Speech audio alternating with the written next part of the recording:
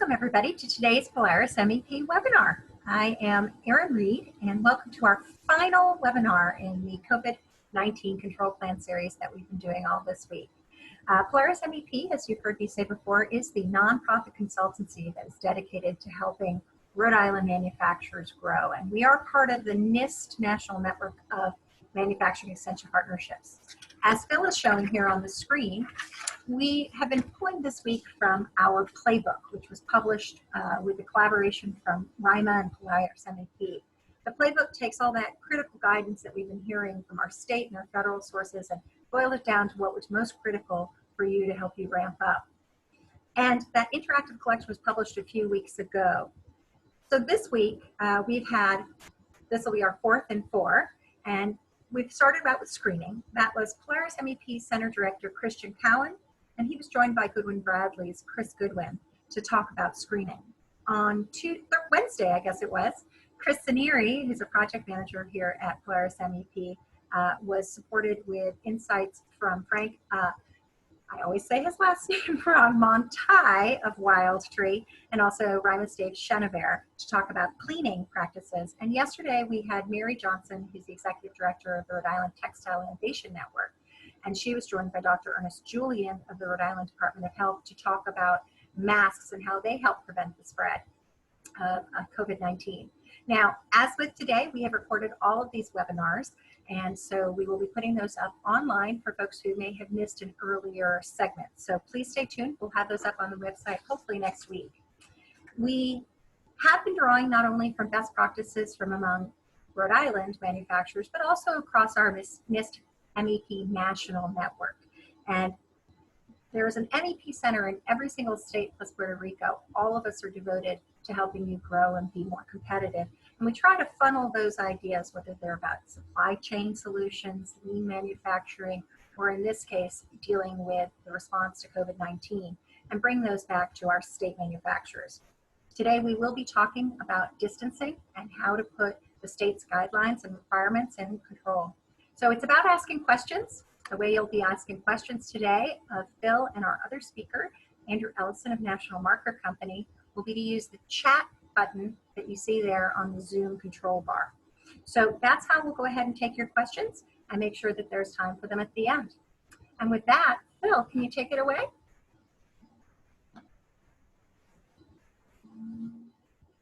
I'm a project manager here at Polaris MEP.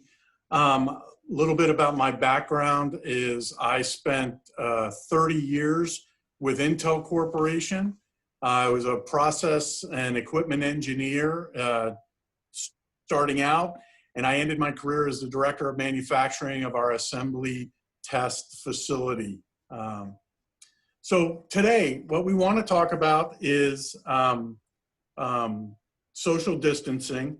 First, we're going to talk about this because this is recommended by the CDC and the Rhode Island authorities to reduce the spread of COVID-19. And then as we get further into it, I'm going to give you some examples of how to do that.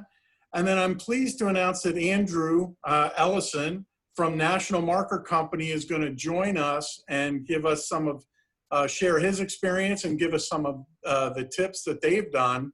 National Marker is a Rhode Island manufacturer, so they have implemented a bunch of ideas on how to protect their workers, and they also manufacture different products to help other manufacturers implement COVID-19 distancing and set up their own control plans. Okay, and then at the very end, we will go into some simple a simple, quick question and answer session. All right. And again, if you have any questions, please send them directly to Aaron. All right. So Aaron Bromwich, who is an immunologist and professor of biology at the University of Massachusetts in Dartmouth, published in a blog this simple equation. And this formula shows that to get a successful infection of COVID-19, you need two variables. One is exposure, and one is time during that exposure. okay? And it simply means the longer you're in an environment where you're exposed to the COVID-19 virus, the higher the probability that you're going to catch the disease. Okay. So the CDC says exposure to the virus comes primarily from respiratory droplets. And as you can see in this video, it's a great example. And these droplets are produced when an infected person either breathes, right? Or they're coughing or sneezing, or just from basic talking, right? You can see the particulates. And these droplets contain the virus, and they can either stay suspended in the air or they drop onto surfaces. And that's why when they drop onto surfaces, we talk about the importance of hand washing and disinfecting and why that's so critical. But of course, they travel in the air. Now, this is from MIT research that shows just basic talking and exhalation, these vapor particles can travel up to a meter and a half, or 4.9 feet. And coughing obviously can project it even further, and they estimate it's around 6.7 feet. And a sneeze, believe it or not, can travel 26 feet, all right? So the science tells us that the potential for exposure is high if two people are, say, within 1 foot of each other, okay? If the exposure to the virus gets lower, the further you get apart. So if you get 6 feet apart, the risk to the exposure to the virus is much less, okay? And then that exposure is even further reduced if we're wearing masks, okay? Which are required by the state of Rhode Island. Now, we know it's not realistic in a manufacturing environment, especially on the production floor, to maintain this 6-foot distance 100% of the time. If we could, we want to try and do that, but it's not always easy to do. Now, Dr. Julian yesterday made the point, and I get asked this by manufacturers all the time, is, well, what if I can't maintain that 6-foot distance? What if I'm less than that? How long is it okay? And kind of the general number is if less than 10 minutes, if people are wearing masks and they're within that 6-foot distance, 10 minutes is viewed as low risk. If you're going to be 20 to 30 minutes or longer, well, then we probably want to look at additional protection, right? Either barriers or some type of face shield. But the key is reducing the amount of time that you're exposed or very close to each other is what's important, all right? Now, we want to move away from why social distancing is so important to the when and the where should we be doing social distancing. And right now, the best answer is at all times, whether we're at work, whether we're at home with our families or out shopping. The more we can social distance, the less the risk will be for contracting the disease, all right? We've got to train our workers to be conscious of this, not only at work, but also at home. And, you know, and until we learn more and more about the disease, it's just a safe practice to wear a mask and to stay at least 6 feet apart will significantly reduce the risk of transmission.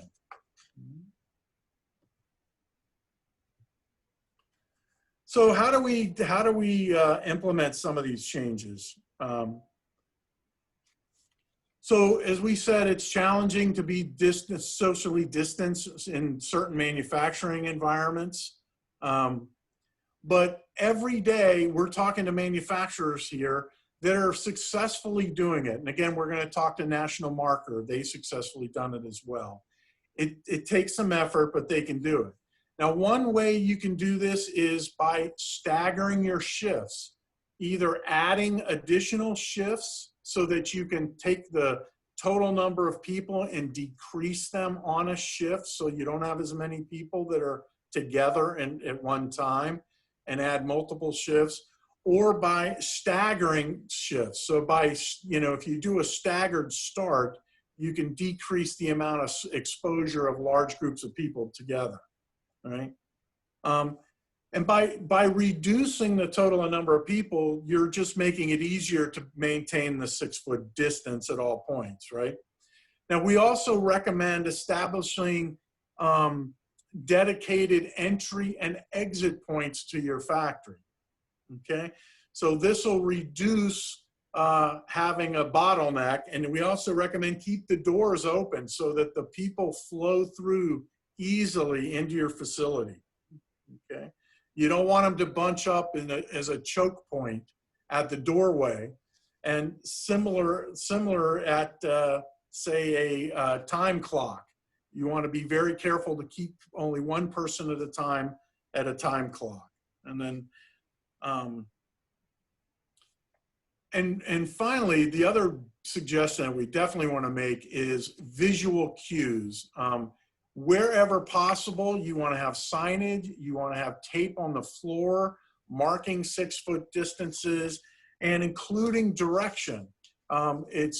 It also helps to be able to control the direction of flow of people to minimize that distance. Okay. So now, at a workstation, you want to create at least 6 feet of distance between workers at their workstations.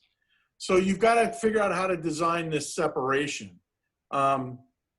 If you can't provide separation like in this photo with 6-foot distance, then you definitely want to try and add some type of barricade between them.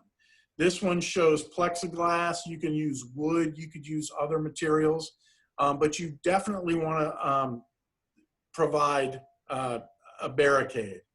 If not, you've got to make sure you've got the proper PPE for people, and this might include face shields. Okay.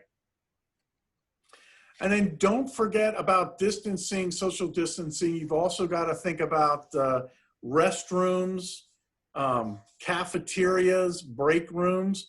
You've got to remove seating. You might, in a restroom situation, you might have to block every other stall or block every other sink. All right. So that's something that you don't want to forget about.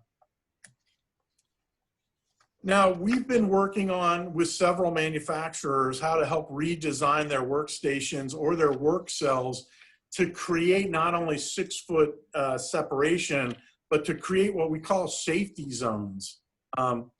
And the idea is that these work cells by design keep your workers safe, right, by distance, but they can also improve your productivity.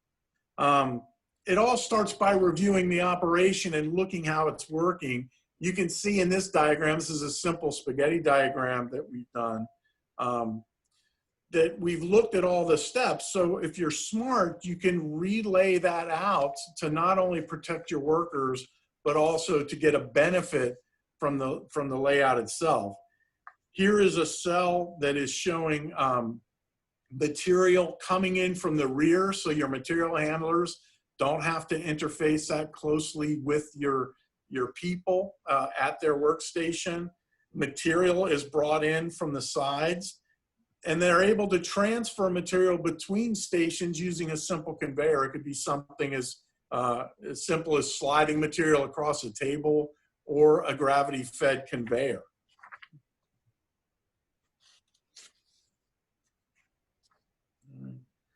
Now, most of the social distancing recommendations from the playbook are really going to change kind of the standard behaviors that you've got in your facilities today. And obviously change is hard, we realize that. And sometimes it's hard to remember all these new protocols and rules and distancing. So I absolutely recommend visual cues are the best way to get people to remember. It's a visual reminder all the time. And even myself, when I've gone into grocery stores and things where they've they're trying to control the flow of people with arrows on the floor. It even took me a while to kind of get used to that. And I was like, oh yeah, I got to follow the arrows. It's important, right? We're trying to maintain our social distancing. But all right, so that's kind of just a quick review. I'd like to introduce our guest today, Andrew Ellison, again from National Marker. He's the Director of Operations, and I've said they've already had to implement a lot of these changes. And so I'd like to go ahead and we'll open up Andrew's mic. And again, I'd like to introduce Andrew Ellison from National Marker. Andrew? Thanks, Phil. Thank you, Aaron, for helping coordinate this and making sure it goes off seamlessly. It's really it's a pleasure to be able to get together with the Polaris group and share some of the things that National Marker has done in our operations and how we've been able to be successful in protecting our associates and employees as we navigate the pandemic that we're currently faced with. First off, the Polaris organization, you guys have been really helpful for all of the manufacturers and as well as RIMA in providing resources during this time. So really appreciate all of the efforts that have gone in to helping us and providing us with tools to navigate this. So just something that you said, Phil, that I was going to use as a segue into what I wanted to share with everyone was it's difficult for us as human beings. Social distancing is one of the things that does not come natural. It's not something that we can just pick up and say, we're going to social distance from now on, and it's just going to kind of ingrained into us. With that in mind, whenever NMC began putting protocols in place around social distancing, we got together with our team and we met together, maintaining social distancing protocols, of course, and did a stand-up meeting in the production floor. And we explained the concept of social distancing as it was a new concept for most of us, and explained the importance of it, and that there were really three basic guidelines for why we needed to do it. It was one, to keep each other safe.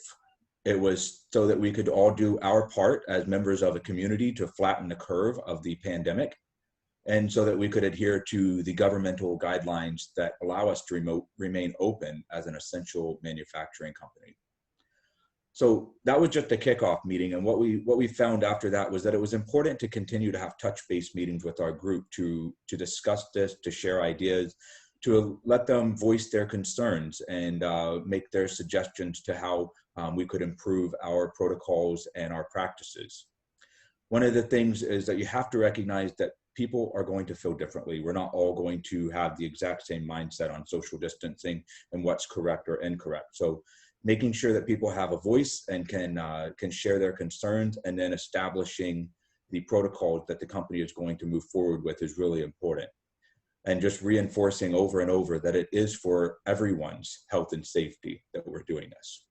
So one of the first things that we did when we had to start worrying about the number of people that were in the building at the same time was we shifted from a standard 5-day work week with 8-hour shifts to a 4-day work week with 10-hour shifts. That immediately reduced the headcount in the building by 20% because we basically took that group of people out of the equation every day. And that really thinned out the group and allowed us to bring that number down.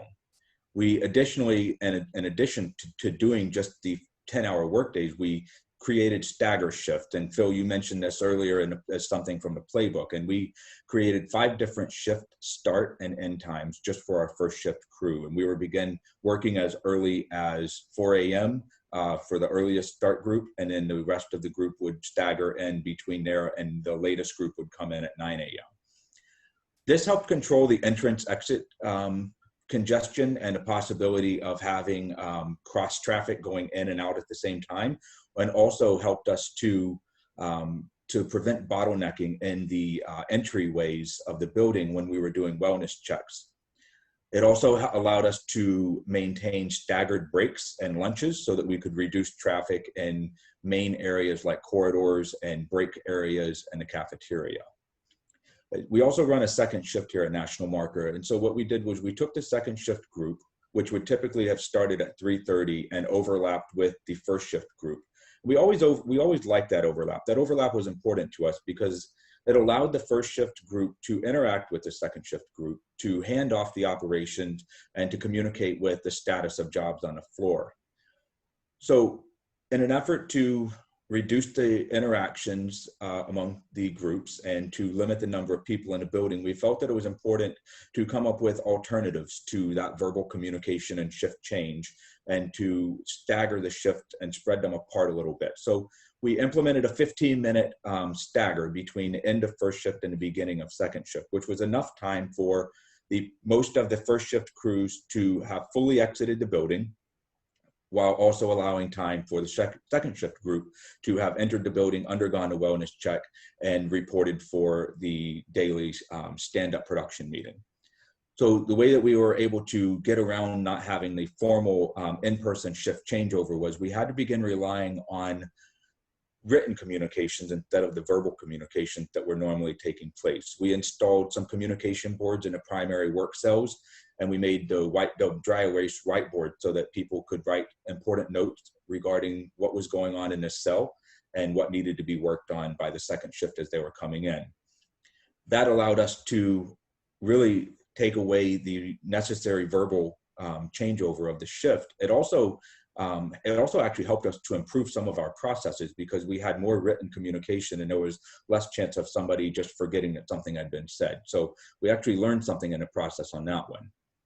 Additionally, we found it necessary to create occupancy limitations in all of the common areas of the building that were accessed by employees. Most of the time, this was the break room or the cafeteria, but also it's important to monitor areas like the water coolers, as sometimes you might occur a pileup of traffic as people get thirsty, and the water cooler is a well-known destination for just water and gossip as well. So preventing pileups or congestion in that area was important, as well as anywhere that there might be vending machines or coffee machines. Again, as you said, Phil, this isn't something that comes natural. You don't say, hey, we're not going to have more than 2 people in this area, and people just remember that forever. And so it's important to install some method of visual communication, such as signs. We're seeing a lot of floor signage being used to remind people to maintain social distancing. So we've installed floor signage to remind people. We've installed signs on the outside of the rooms that say what the occupancy level is. And we've taken the chairs out of the cafeteria so that the number of chairs that's available in the cafeteria is only what meets the occupancy level there. We also sat down and looked at the workstations and the workflow and made sure that the high traffic areas weren't going to be a problem. For the way that our workflow goes, we found that it really didn't pose a problem as we didn't have a lot of congestion occurring in those aisles and in the work cells. But it's definitely something that most manufacturers should be looking at and considering.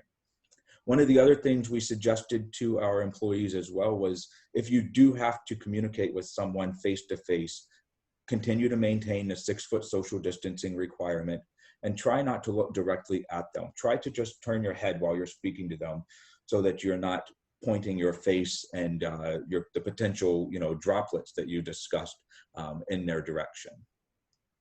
The other thing to remember is that this is new for us, all of us, which means that we are going to have to continue to change and adapt.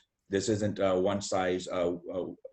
one-time effort where we sit down, understand what social distancing means for the organization, implement it, and then move forward and leave it alone. This requires maintenance. This requires consistent review, and it requires effort to make sure that it's still working. One of the things that we didn't think about in March when we started going through this was that at some point the weather was going to warm up and we were still going to be social distancing. And we found that we have a lot of employees who like to take advantage of the nicer weather on their breaks, and they go out and sit outside in at picnic tables. And now we have to monitor what's being done at those picnic tables as far as the number of people that are allowed to sit there and maintain a form of social distancing there. Also, another area of concern was the smoking, the designated smoking area. Smoking is typically a bit of a social interaction, and it's not uncommon for people to congregate in the smoking area and be in somewhat close proximity to each other while they're enjoying their cigarette break.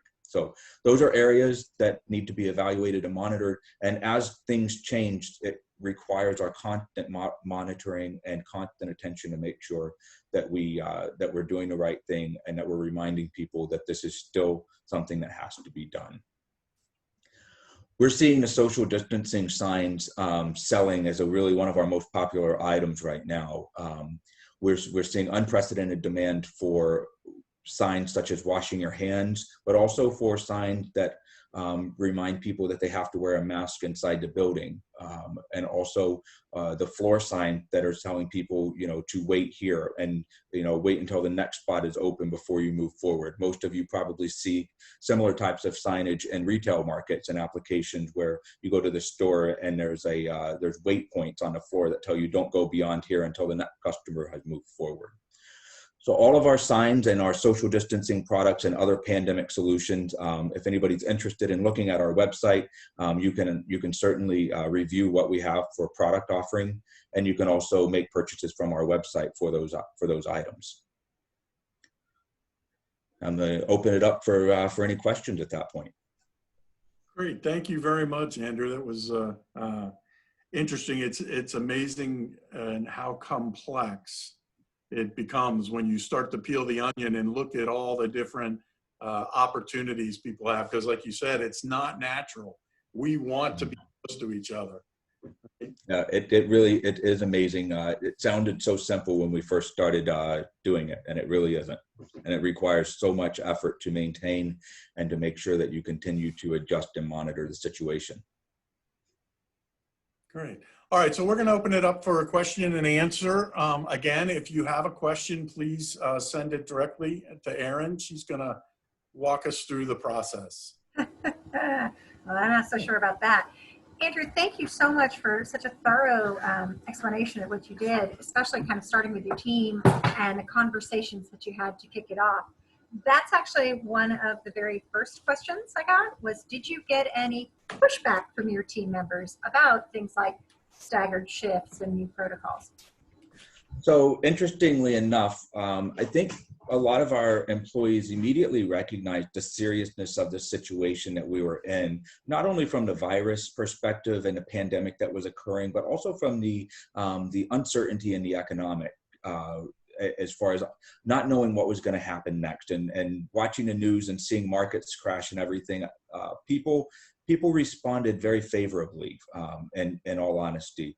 We had a number of associates who had concerns and brought their concerns up, and we made sure we gave them the platform to share those concerns and to voice them. But we had associates who immediately after we talked about this and needing to make changes in the way that we were operating our business, that volunteered. They stepped up and said, I'll do whatever you need me to do to make this happen. And we actually had 4 associates who voluntarily changed from first shift to second shift to help de-densify the first shift population and to support where we were going. Wow, that is really terrific. So you mentioned that some of your popular solutions right now were the social distancing, stand here, don't stand there kind of things. And also you said that you have things about reminders to wash masks and reminders to wash hands. This person is asking, what is probably your number one item that you would recommend every manufacturer should be posting signage about? If I had to choose one, I would say we have to wash our hands. As simple as that sounds, we didn't think that we needed to be taught how to wash our hands before a pandemic hit, but apparently we needed to be reminded on how many seconds you have to run your hands with soap and hot water, right? The other one that I would say is a really, really close second. It's actually hard to pick the number one there, but a really close second to that is the social distancing reminder signs. And I think it's just because of how easy it is for us to regress back to being close to people. It's in our nature, and it's not something that comes natural. So those signs are really critical in reminding us that we need to be distancing ourselves. Absolutely. Phil, you get the next question. This person says, what is something that is typically overlooked but that encourages social distancing? The one thing I was going to say was shared tools and equipment or supplies, where it brings people together because they've got to borrow or use the same tools. So I think wherever you can be redundant and give each other or each person their own set of tools or their own supply, then that'll keep people further apart for longer times. Excellent. The next question says, it's really loud on our production floor. And I see people coming closer so they can hear each other, especially when they're wearing the masks. Thoughts or tips? Andrew, do you have anything? So on that one, again, we found that the written communication in a shift change was actually turned out to be an unknown improvement to what we were doing. So I understand you can't write everything, and not every communication could or should be written. If you're unable to make a change in the noise level in the factory, you may have to come up with a different method of communicating. Yeah, I was going to say, or at least try and go to a place where you can talk in normal volume, because if you're shouting, you're going to be projecting, or you're with much more force, and the water droplets potentially are going to travel further. So, right, and that the other thing too, and I'm not an expert on droplets, but and I said this in at the end of the presentation, that you know, turning your head and not facing directly into somebody is, if you absolutely have to get close to somebody, make sure that you're wearing your mask. And I see so many people who have the mask right here. Don't do that. Pull the mask up before you come talk to me, and make sure if you have to get close, that you turn your head the other way. That's a good suggestion. All right, I'm going to toss this one to Phil. The person writes, even with our masks, even with our signs, people are still clustering together. How can you help get the 6-foot protocol to stick? Well, I always fall back to training. You've got to do really effective training. You've got to make sure that people understand what I call the what, the how, and the why. And if people really understand why you're asking them to do what you're asking them to do, they generally will understand it and follow it easier. The other is, I absolutely agree with Andrew, is visual indicators help a lot. They help me. And it just reminds me, it's there in front of me. Oh yeah, let me stop here. Let me wash my hands again. And so those are great. And the third one is make sure that your leadership is setting the example, and they're showing that discipline to say, well, wait, let's make sure we're 6 feet apart, or you know, hold it, don't get any closer. Let's be smart about it. That, I think, goes a long way. That really sticks with people. Absolutely. All right, so this is a funny comment, but it kind of probably points to something bigger, which is, we had to tell our operators not to spit in the sink. Does NMC have a sign for that? So NMC, about half of our business is actually custom signage. So that's something that we're absolutely prepared to take as any custom message that you want to put on a sign, even if it's something as crazy as "don't spit in a sink." That we probably already made it. Actually, that's just as crazy as that might be. So yeah, we can absolutely help with that, and we can create a sign for any message you need to convey. That actually reminds me, Andrew, you had revealed to me earlier this week when we were talking that most of the signs you're selling today, they're pandemic related signage. So probably 60% of our sign business at this point is related to the pandemic, which is obviously a testament to just how important this signage is for so many manufacturers, retailers, and other places of business. excellent.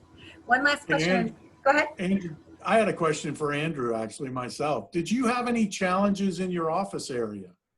So actually, all of our office staff is working from home, and we only kept essential manufacturing on site, with the exception of HR. So with that exception, everybody else is at home. Okay, good. Yeah, I was wondering, because cubicles and things tend to dense pack people, and I didn't know if you were trying to control traffic in the office area as well, but We're not, but we do have, it's one of the products that we actually make and we can use internally as our workstation guards, which are those clear acrylic or plexiglass guards that you have. So we're prepared, you know, if and when we need to bring people into the office to have workstation dividers ready to go. Good, good. I think what I'm hearing, especially from what you're saying, Andrew, is the need to constantly be revisiting what you're doing. Because not only do people's behavior change, but also the regulations change, the phases will change. Yep. So it's not set it and forget it, it's come back to it again and again. That's absolutely correct. And that's, you know, to the person who said, you know, we've reminded people and asked people, but they're still not doing it. We have a production meeting every morning, and it's not uncommon for us to remind people something about the COVID-19 pandemic, whether it's social distancing, whether it's reminding that they have to, you know, pull the mask up over their nose, whatever it might be. It is not set it and forget it, and we're not alone in having that struggle. I think we're all going to be facing those issues because this is new. This is not what we're accustomed to dealing with, and it's not just us as the you know, the leaders of the manufacturing in Rhode Island, as much as all of us who are participating in that. The people that are working on a production floor, this is new for them. Well said. All right, Phil, I think you get this last question, and it says, you talked about work cells becoming safety zones. Does that take a long time to figure out? I think it really depends on the situation and the company and your setup. I think we usually find that we can do some pretty simple changes for $0 just by doing some layout change and just working directly with your people. They've got great ideas. And so I think we could do some things pretty quickly.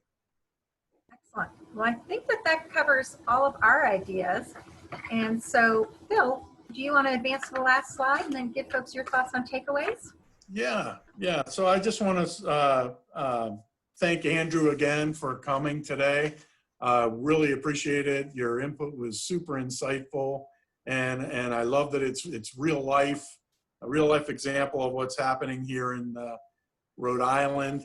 And then I just was going to close and say, you know, we're in a kind of this weird, uncertain time right now, and as Aaron said, we're continuously learning, and things are changing.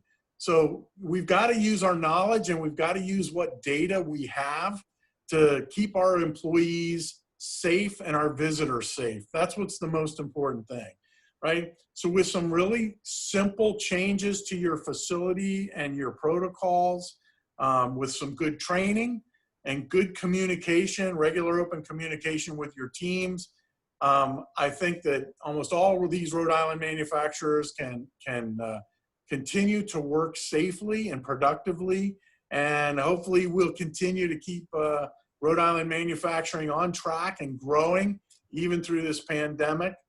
And I think that's what all of our goals and objectives are. And so thank everyone for participating in this, the distancing webinar. And thank you to everyone that participated in the whole series that we had this week.